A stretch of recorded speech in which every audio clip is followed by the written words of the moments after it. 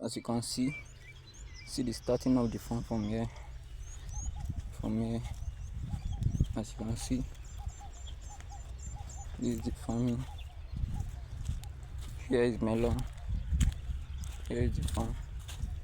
To this work, you can see this to this work.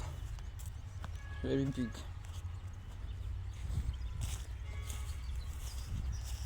Can you see? You can see that. I'm in the middle here. Let me just zoom it. Can you see that? Can you see? This is the middle. Here is it. Here we are going to plant groundnuts and corn. Groundnut and maize here. That's what we're going to plant here. As you can see, this is the farm. I'm still moving. Here is it. You can see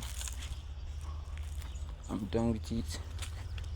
1.5 days, not even up to 2 days, because yesterday it was around 4 I closed. So today I'm leaving around 12. So it's not up to 2 days safe. Just 1.5 day. Yesterday I was so tired. I just have to leave it for another day. So this is the end here. As you can see, here is my hole.